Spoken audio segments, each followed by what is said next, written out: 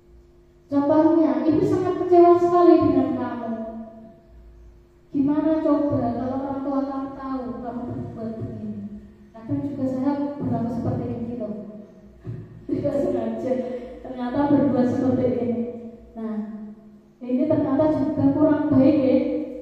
Nah, murid itu akan merasa bersalah telah mengecewakan ibu atau bapak gurunya. Murid akan merasa menjadi orang yang gagal, tidak sanggup membagikan orang lain. Teman, ya posisi teman ini biasanya guru akrab dengan muridnya, dengan ayo berpulang demi bapak ya, ayo ingat tidak bantuan bapak selama ini. Nah, hal negatifnya itu posisi teman adalah bila suatu saat guru itu tidak membantu mereka, itu mereka akan kecewa karena dianggap guru ini kocone dewe, temannya sendiri. Nah, akrab, ramah, bercanda. Kemudian hasilnya murid akan merasa senang dan akrab dengan guru. Ini dampak positifnya. Negatifnya itu murid bergantung pada guru karena merasa dekat. Kadang mereka itu nyepelake guru nih. Kadang dikasih tugas ya orang gara-gara kalau Bu Arina dari waktu kenal cedek. Jadi mereka itu nyepelake guru nih. Kalau kita berasa di posisi teman. Nah, kita boleh-boleh saja memposisikan kita sebagai teman dulu, tapi kita harus melihat situasi kondisinya. Kemudian memantau berarti mengawasi. Hasilnya murid memahami konsekuensi yang harus dijalankan karena melanggar. Kemudian menjadi marah membuat merasa bersalah. Murid tetap dibuat tidak nyaman, harus tinggal di kelas. Guru tetap tadi contohnya berarti ketika mereka itu datang terlambat misalkan 20 menit, nah murid tidak boleh istirahat. Nah itu dia merasa juga tidak nyaman dengan keadaan tersebut. Kemudian yang terakhir posisi manajer. Posisi manajer ini yang diharapkan semoga kita bisa melakukan atau melaksanakan posisi kontrol ini, yaitu posisi manajer. Ya. Tugas seorang manajer bukan untuk mengatur perilaku seseorang, kita membimbing murid untuk dapat mengatur dirinya. Seorang manajer bukannya memisahkan murid dari kelompoknya, tapi mengembalikan murid tersebut ke kelompoknya dengan lebih baik.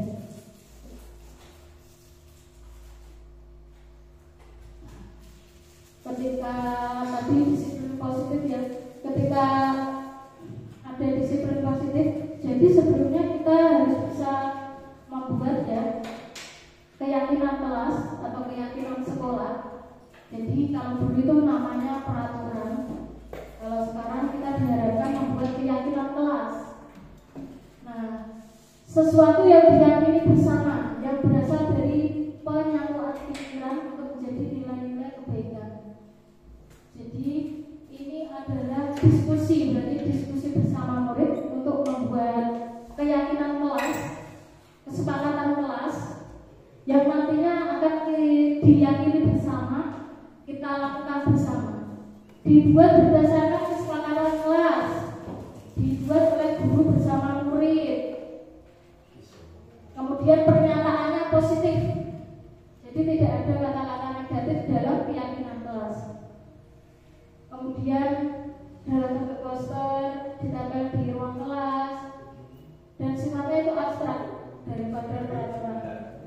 Ini contohnya menjaga kebersihan, simpan alat ke tempat semula, saling menolong, disiplin, senyum, sapa, salam, sopan dan santun. Ini contoh untuk membuat keyakinan kelas. Tentunya di kelas tinggi dan kelas rendah itu berbeda ketika membuat keyakinan kelas, karena kelas rendah itu ketika membuat keyakinan kelas itu kalimatnya lebih sederhana. Kalau kelas tinggi sudah lebih kompleks.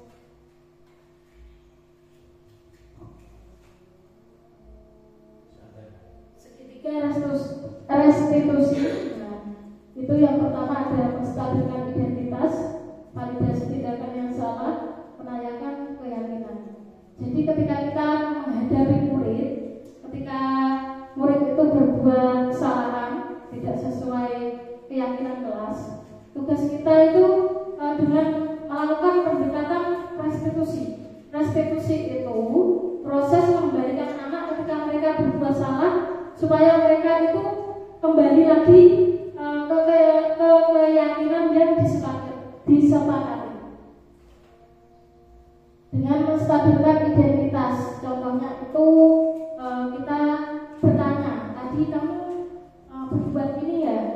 Nah, kita sebagai guru juga memberikan jawaban atau tindak lanjut itu bahwa setiap manusia itu pasti pernah melakukan kesalahan, pasti pernah melakukan kesalahan. Tapi dengan kesalahan itu, guru itu di sini membimbing murid untuk memecahkan masalahnya sendiri dengan validasi tindakan yang salah. Kemudian menanyakan keyakinan lagi, dileng-leng meneh keyakinan kelas yang sudah disepakati. Ini yang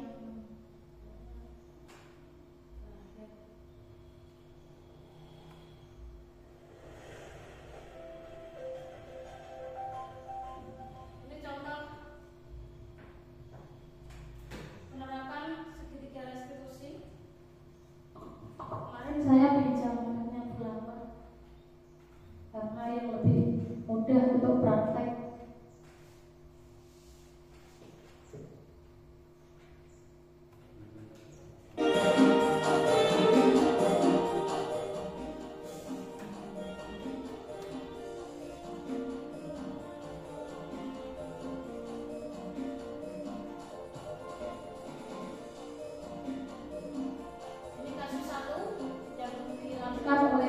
Novi sekarang masuk SMP.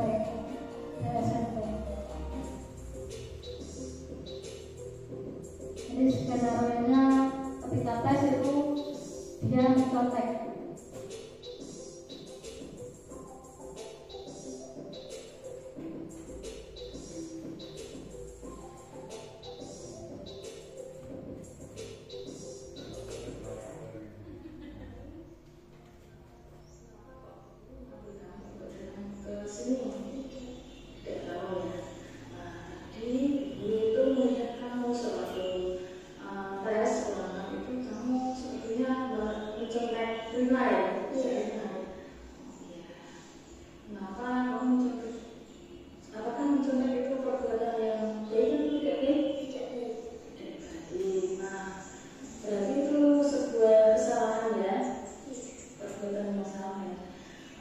Jadi setiap orang itu pasti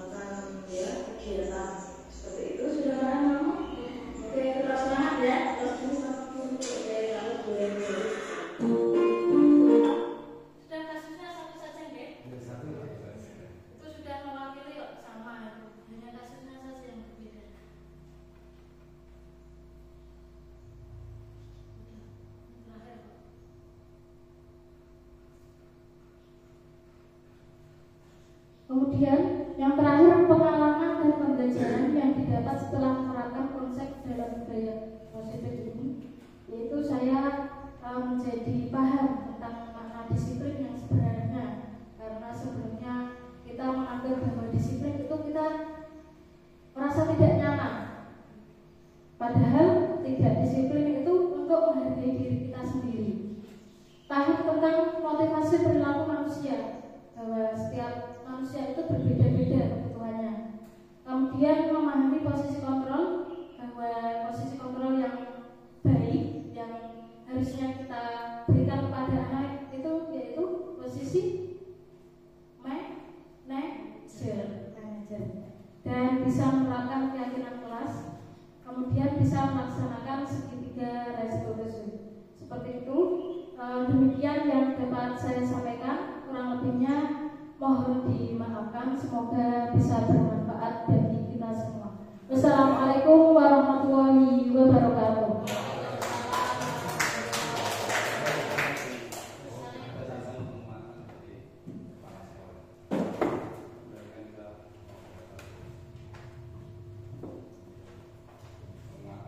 Baik, kami sampaikan terima kasih untuk kedua calon guru penggerak kita di SDN 1 Rejo. Kemudian akan ditambahkan penguatan dari Bapak Kepala Sekolah, kepadanya kami persilakan.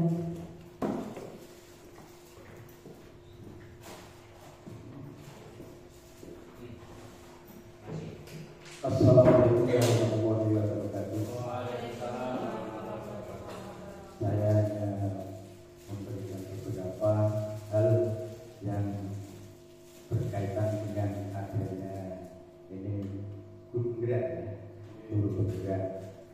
Ini sebetulnya sepertinya saya mengingatkan pada waktu itu menempuh pendidikan yaitu di sekolah guru olahraga. Mungkin Pak Giono malah SPG itu sekolah pendidikan guru. Jadi ini dulu namanya pedagogi dengan yang satu psikologi pendidikan. Jadi seakan-akan saya mengikuti ini, hati saya itu ke buku dulu. Jadi seakan-akan mengingatkan kembali, membuka lembaran kembali yang dulu pernah saya terima. Hanya itu di sini sudah dikemas lebih sesuai dengan zamannya sekarang. Kalau dulu guru itu sudah diberi bagaimana cara mendidik siswa itu dengan lemah lembut, dengan sopan santun dan sebagainya. Tapi pengaruhnya itu ada anak siswa dari keluarga yang tidak teropeni atau jarjaran namanya. Nah itu menangani anak seperti bandel dan sebagainya, itu akhirnya ilmu yang didapat itu hilang sehingga kesabaran tidak ada. Akhirnya ya memberi hukuman yang berat. Itu pernah dialami guru-guru dulu. Tapi kalau sekarang sudah ada penanganan secara kekeluargaan, kemudian secara pribadi, kemudian ada lemah lembutnya, jadi kasih sayangnya kepada siswa, sangat bagus, ya, sangat bagus. Sehingga harapan pemerintah memang untuk anak-anak zaman sekarang itu pokoknya dilelo-lelo, gampangannya itu, ya. Jadi pendidikan sekarang itu tidak kekerasan, tapi dengan beberapa hal yang sangat mendasar, yang sangat penting. Jadi sesuai dengan perkembangan zaman sekarang, mungkin orang kalau di loke mesti nari loke radio banter, mesti keluar hati nih, mesti. Nah itu sudah sesuai. Sehingga dengan cara yang jitu, mereka ke arah jitu tidak akan tersinggung. Itulah. Maka untuk anak-anak harapan bangsa yang sekarang ini itu memang perlu kita pinter-pinternya di dalam mengarahkan atau menuju satu titik yang diutamakan, sehingga dalam pembelajaran terutama di SDN 1 Rinharjo ini akan berkembang, ya, akan tumbuh dan berkembang sehingga masyarakat di sekitar kita akan percaya. Ya. Dulu itu meh ditutup, saiki wong gurunya wis dadi ana sing PSP dan sebagainya. Ini nanti masyarakat akan berubah. Perubahan kan mutlak, ya. Nah, mudah-mudahan doa kita dengan adanya pertemuan ini membawa suatu hikmah yang sangat tinggi, ya, sangat berharga. Mudah-mudahan Allah mengabulkan. Demikian beberapa hal yang saya bisa sampaikan, termasuk ini adalah pelaksanaan apa mas? Sosialisasi. Ya itu yang penting kita sudah bisa berjalan sesuai dengan harapan dan jadwalnya. Ya. Terima kasih. Saya ucapkan wassalamualaikum warahmatullahi wabarakatuh.